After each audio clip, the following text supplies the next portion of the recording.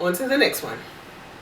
If there is a medical emergency, does Tanzania have something similar to that of 911, or are you expected to have your own transportation to the hospital?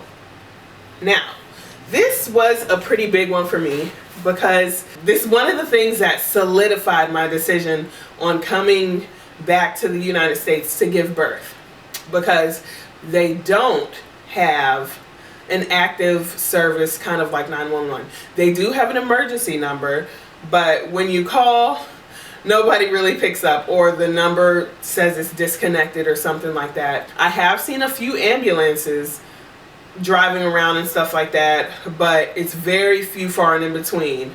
And some of the hospitals, not all, but some of the hospitals actually have closing times. So if you live near one of the hospitals that actually close down and it's 2 o'clock in the morning and you slip in the kitchen and break your hip, you gotta wait till the hospital opens, okay? Which that could be a potential problem for me, especially, you know, I was thinking like foresight. What about when Zora turns 4 or 5 and you know, she's climbing a tree and she falls out the tree and breaks her arm, or you know, something that a kid is gonna do. And I was thinking like, dang, I don't know. They don't necessarily have an emergency number, and they don't always have ambulances. You're going to have to find your own transportation to the hospital 9 times out of 10.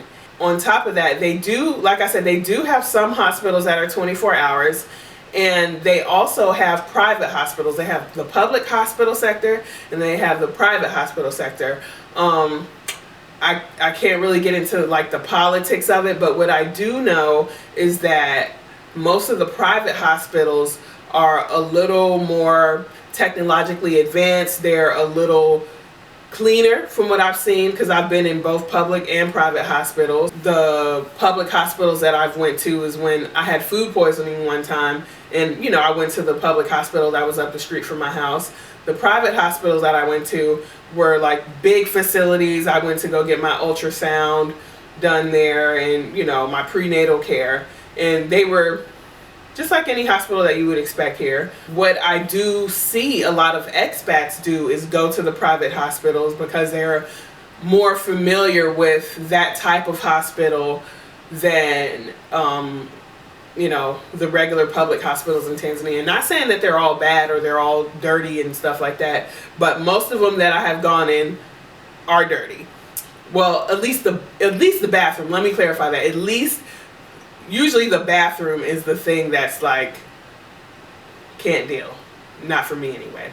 And what a lot of people do also, especially in Arusha, because it's close to the Kenyan border, it's about a 3-hour drive to Kenya, to Nairobi. I see people go up there to get medical treatment if it's not like a life-threatening thing, you know, like if it's a medical emergency, then you're gonna go to the closest place that you need to go to. But for major surgeries, for other types of ailments that can wait a little bit, people usually go to Kenya and get treatment there. I haven't done that yet, but it's an option.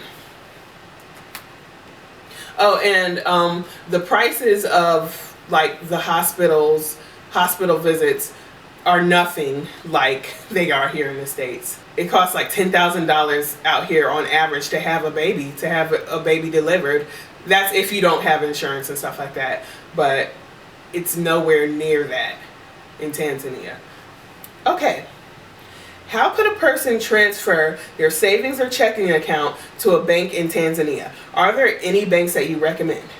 Now, personally, I use my Navy Federal Bank account still, and I used that while I was in Tanzania, and it was a little difficult because I didn't have a physical bank to go to, and I could only pull money from the ATM machine, which got kind of annoying sometimes, because with checking accounts you have a daily limit of how much you can pull out, and if I wanted to make a big purchase, I would have to pull half out today and then go back tomorrow and pull the other half out. But there are a lot of banks available in Tanzania. The main one that stands out to me, because I can't think off the top of my head, but the main one that stands out is called CRDB. And I know that they do deal with international banking as well. I've seen a couple of expats go in there. I always use their ATMs. Those are the ATMs that I feel the safest using, just because they're everywhere, not that the other ones are sketchy or anything. Let's just Google it right here instead of me just guessing. Banks in Tanzania.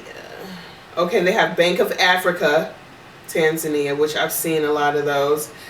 DTB, Diamond Trust Bank, I've seen quite a few of those. Yeah, they have quite a few banks. I can list a couple here. I can list a couple on the video.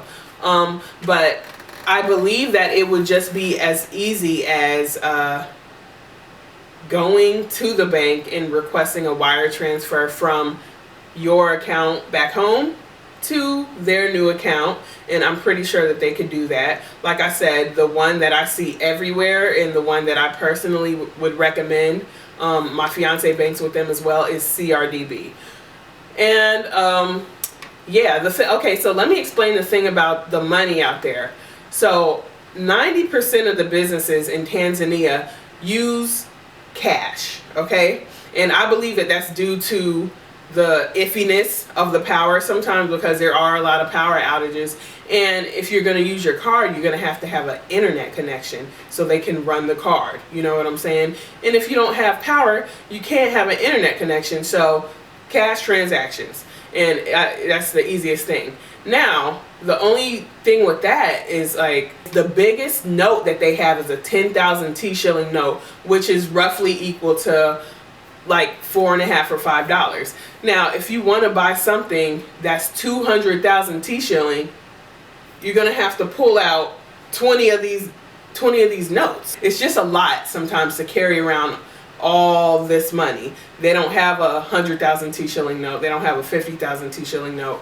And especially, like, if you're gonna actually, like, buy a car off of somebody, like, you're gonna have like a stack of money that thick to buy a car that's 2 million to 4 million T-shilling.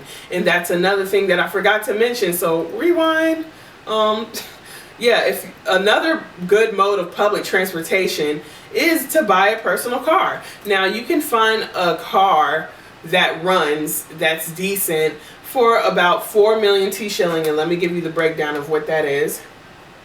It's about 1,800 US dollars, so 1,775 US dollars. So rounded up, 1,800 US dollars, which is about the same price here. Like, you can find, you know, a decent, reliable car to get you from A to Z, nothing fancy, not going to be brand new, obviously going to be a used car. And I'm pretty sure that if you talk the person down or you search around a little bit, you can probably find one for around 1,500 US dollars or even 1,000. Like, you never know. Just talk to people. And they do have car dealerships, but they don't have anything like Craigslist or something like that out there to where you can just make it easy and go look. Like, we bought our car from a cab driver that, you know, gave us a ride home one day. That ended up being a mistake, though. Always make sure you bring a mechanic with you. Should be common sense, right? But we were kind of in a rush to get a car, and that's a different story for a different time. Okay, so the next message says, I was extremely impressed with how low the rent / cost of living was in Arusha in comparison to other countries in Africa I had previously considered. Okay. Do you have any connections to someone that might be able to refer me to a landowner, a landlord, or could offer me something similar to the 1-bedroom that you had in the video? Now, there's a couple of ways you can get a home in Tanzania. The first one, which is how I got the home, was through a friend of a friend. Basically, I asked one of my friends if he knew of anyone who was renting a home.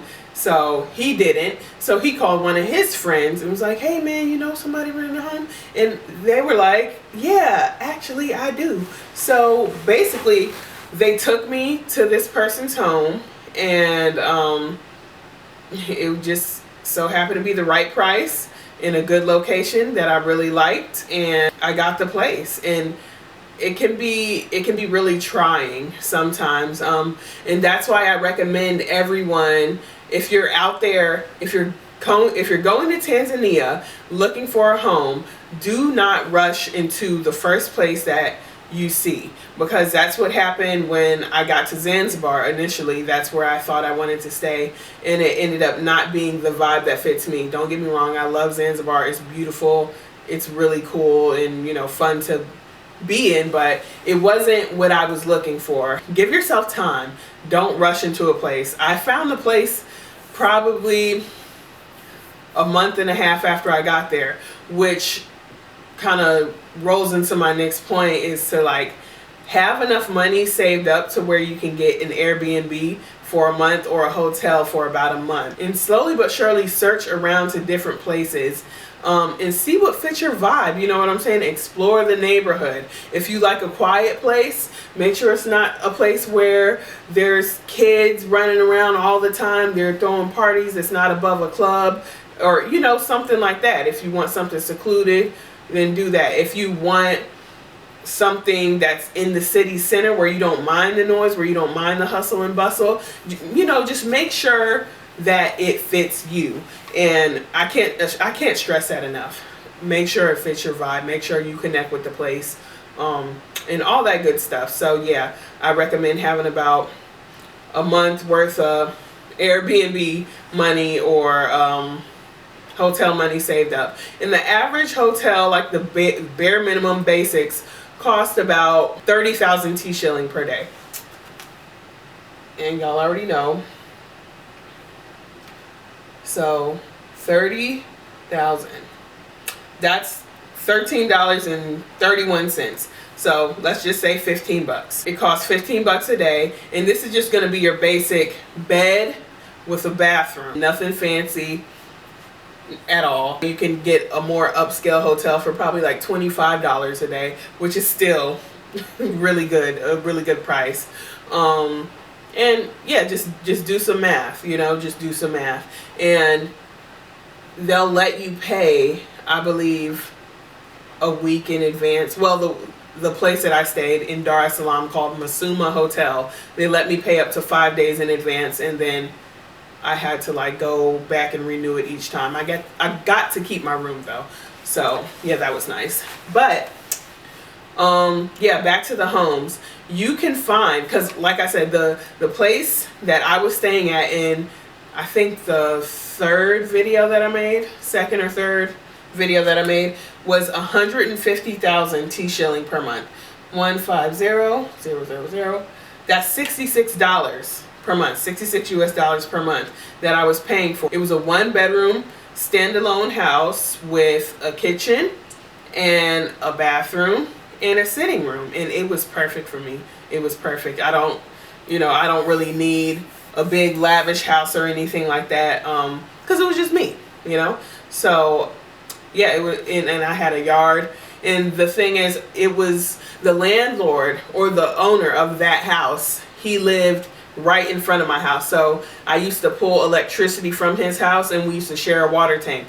And so I only paid 10,000 T-shilling per month for the electricity and the water. Now, a lot of places in Tanzania use solar panels, okay, which I think is pretty cool, because you don't have to pay for electricity if you use solar panels, and they're pretty reasonably priced. I can't quite remember how much it is to put solar panels on your house, but it's reasonably priced. I haven't looked at prices here in the United States, so I can't really do a comparison, but they're a lot cheaper than what I thought they would be. Yeah, and solar panels are really nice because the power outages do not affect you, and if you have a water tank, it's really good because you don't have to worry about your water being cut off if they're isolating the water. Like, okay, because sometimes what would happen up in Arusha, in the other village that I lived in called Chim Chim, what would happen in Chim Chim sometimes is we had a main water line that came on our property, right? So it was just a basically a pole that came out of the ground with a spout, and people would come by and, you know, fill their buckets up, and it would be kind of like a community source for water. But there were quite a few farms down the way, like big farms down the way, that sometimes when they watered their crops, our water would get cut off just because we were on like the same plumbing loop or something, that their watering the crops affected our water. So if we had a water tank, then we wouldn't be affected by that. But yes, that can be avoided with a water tank. So when you're going to rent a home, you don't pay the monthly fee every month. Like I said, my place was $66 a month. I didn't have to go to the landlord and pay that every month. What happens is you'll get a 3, 6, or 12-month contract with the landlord or the landowner, and saying, you know, I want to rent this property for 3 or 6 or however long. And it's usually 6 months. They usually don't ask you to pay the full 12 months like right up front, because everybody knows like that's a lot of money. Yeah, that's a lot of money to just be coming out of pocket with. So what I did a 3-month contract with the landlord, right? And so I paid $150,000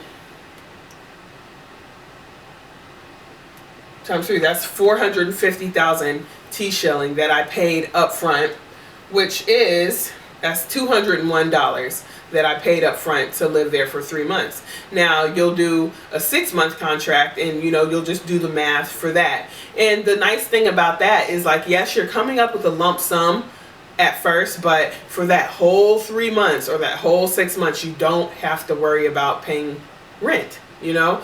But sometimes what people will do, like the landowner, like, okay, I was paying $150,000. After the 3-month contract or the 6-month contract is over, they want you to pay $200,000, and that's just how it is. You know what I'm saying? I don't like it, but that's how it is. So the other way to find a place to rent in Tanzania is through what you would call a Dalali.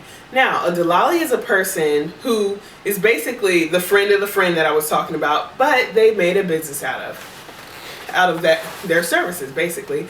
So what they do is, okay, you contact the Dalali and say, hey, I'm looking for a place, like a 2-bedroom standalone house in this area. So they'll take you around. Now, they know all the people who are renting the houses. They know the landlords, they know the homeowners and stuff like that prior to you contacting them. And they usually have like a list of houses that they show people.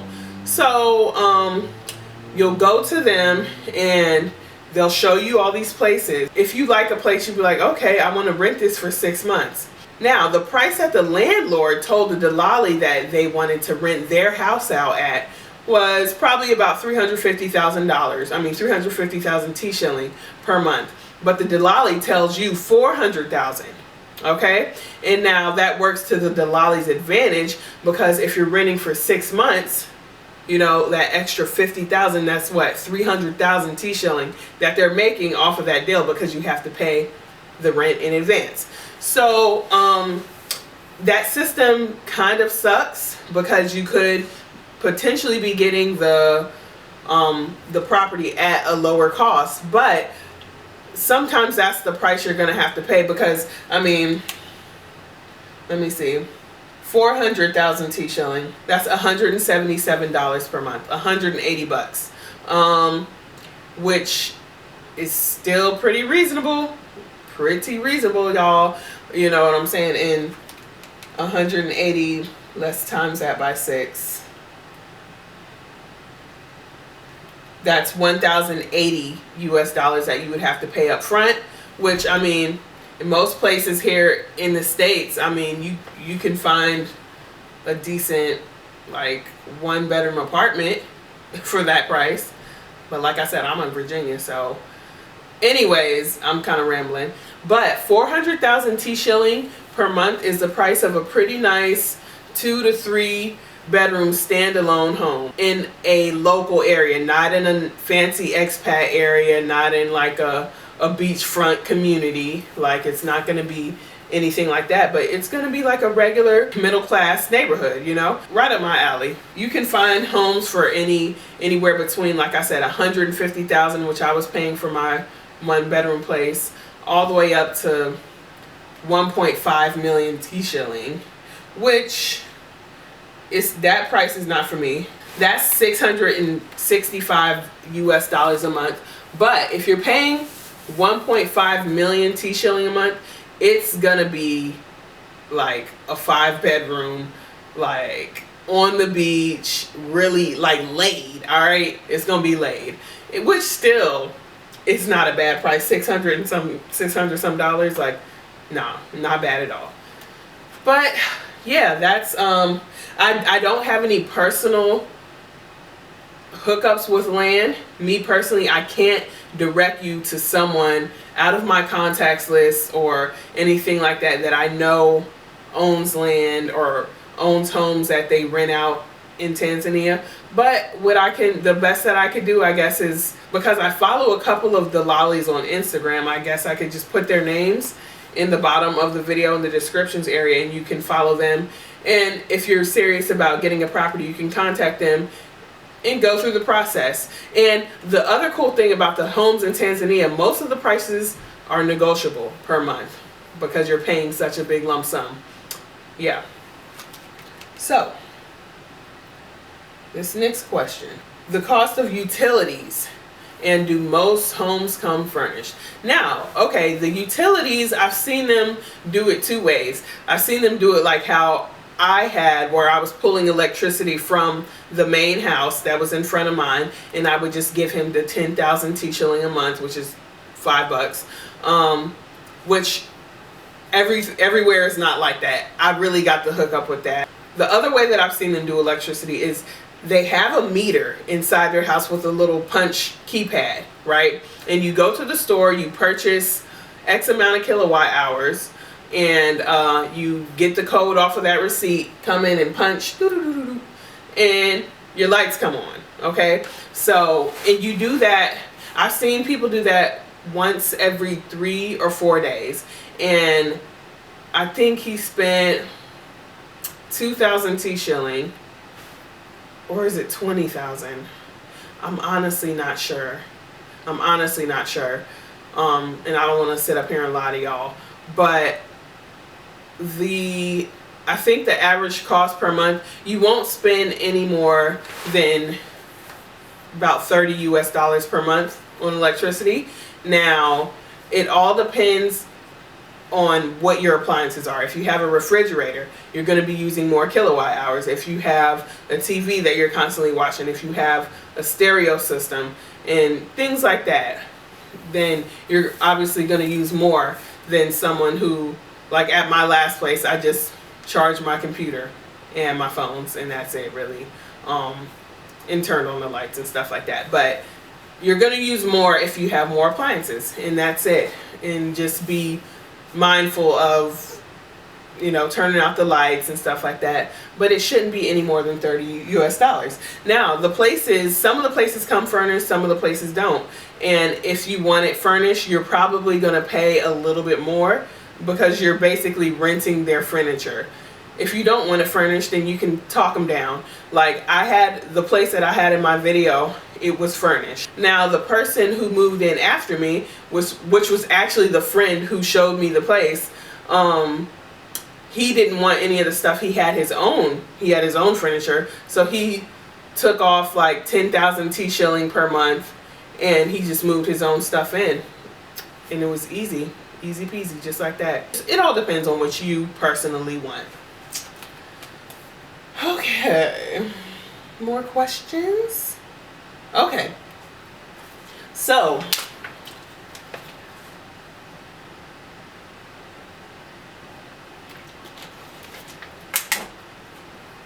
getting from Dar es Salaam to Arusha. Most people fly into Dar es Salaam, which that's where I initially flew into as well, because it's cheaper. Like, if you take a flight, if you want to live up in Arusha and you take a flight to Arusha Airport or Kilimanjaro, Kilimanjaro is about 40 minutes bus ride from Arusha. If you take a flight there It's probably going to cost you about $100 more than flying into Dar es Salaam, because Dar es Salaam's a main airport. It's an international airport, and a lot of international flights go in and out of there, so it's going to be cheaper. But if you are spendthrift like me and you want to save your money, what you're going to do is fly into Dar es Salaam airport and then go to Ubungo bus station, Ubungo bus terminal, and catch a bus, which is pretty much like a Greyhound or a mega bus, up to Arusha. Now this is going to cost you about 35. If they charge you more than 35 or 40,000 T shilling, they're ripping you off. Like, get off the bus, okay? Because even the luxury buses cost probably about 32 to 35. But if they see you're a foreigner, then they're going to try to charge you more. It's just how it is. It sucks, but that's what it is. So, like I said, just to be safe, let's say 40,000 T shilling. That's $17.75, 18 bucks, okay, per person, one way. And the thing about the buses, I can't really tell you how long it really takes, because I've been on buses where it took 7 hours to get from Dar es Salaam to Arusha, and I've been on buses where it took 13, 14 hours.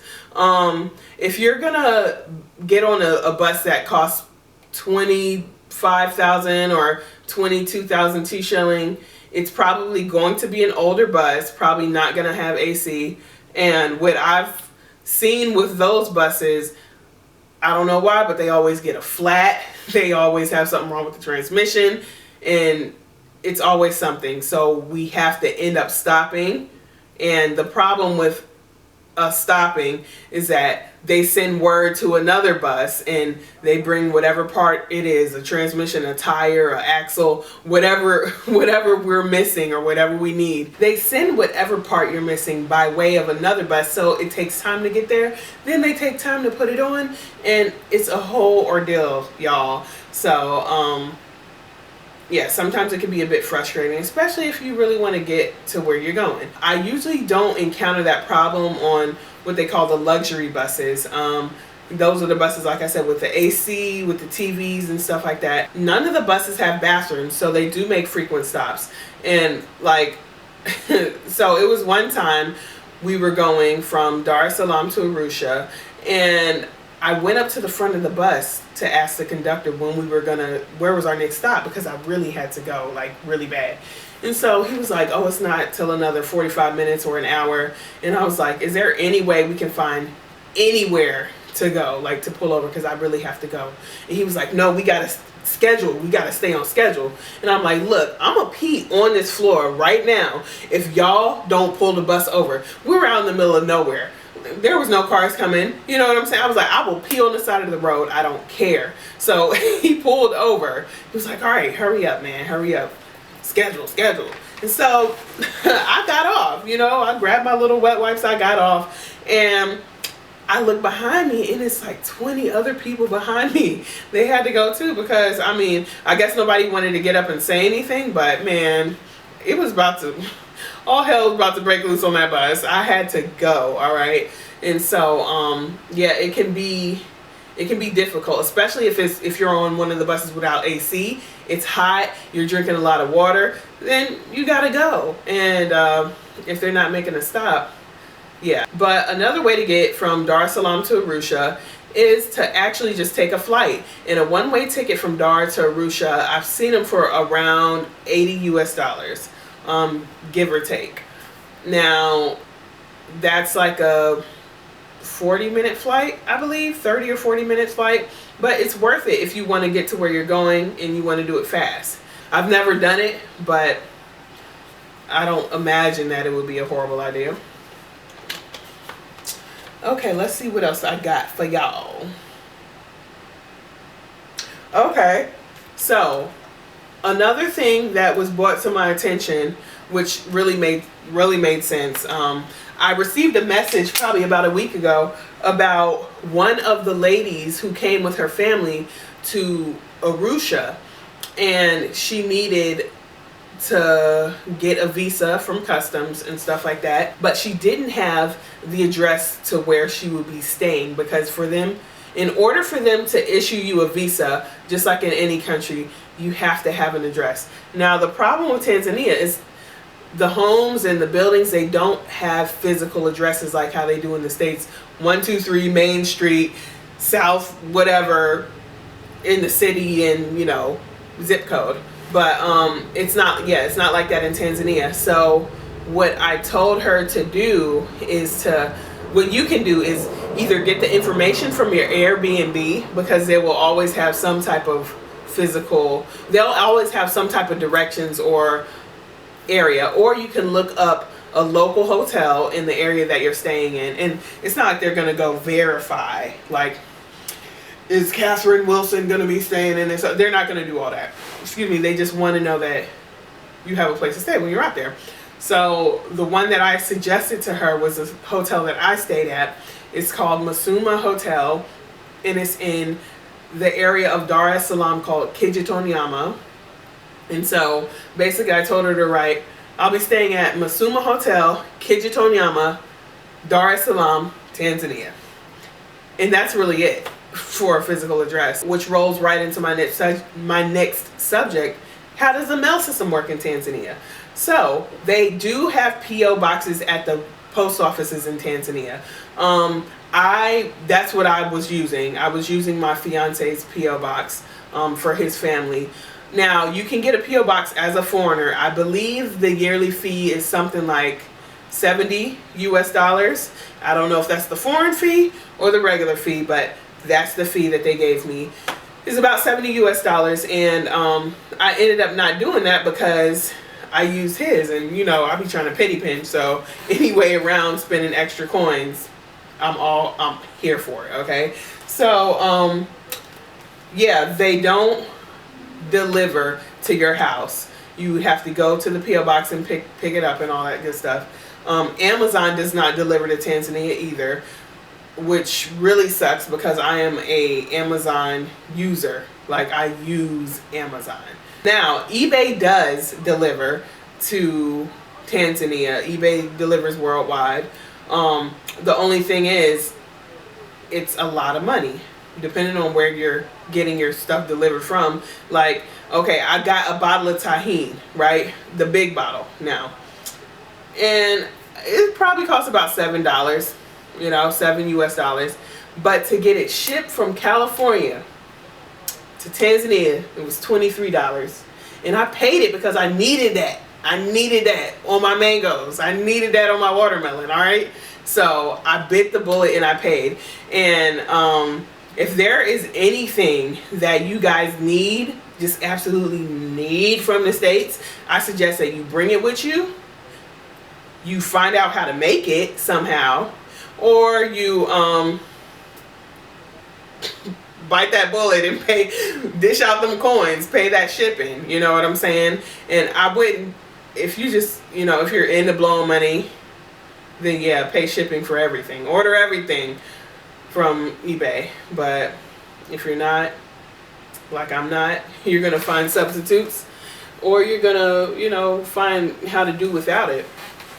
And as for hair products, like if you have natural hair like I do, they do not have a wide range of natural hair products like they do here in the States. In the States, you know, it's easy to be a product junkie because they got this brand, that brand, this, da, da, da, da. But in Tanzania, it's very limited. And I've resorted to just the bare minimum, basic, natural type stuff. I use black soap on my hair, and I use avocado oil, and that's pretty much it. And it does my hair really good. But they do have a lot of different oils out there. I've seen avocado oil, they have olive oil, they have coconut oil, you know, your basic, like, good oils for your hair and for your skin. They do have shampoo and conditioner as well. You have to go to, I suggest you go to the supermarkets to get good quality shampoo and conditioner for your hair. And that's gonna run you, like, a bottle of shampoo, what was it? It's probably about $6 for a bottle like that of good, like, nourishing shampoo and conditioner. But like I said, if you're not really into that, then black soap, you know, it does it good. Does my hair right. What else? All right, guys, that concludes part 2 of the Q&A session. I know this one was a little bit more lengthy, and guess what? There is still more to come, so stay tuned for part 3.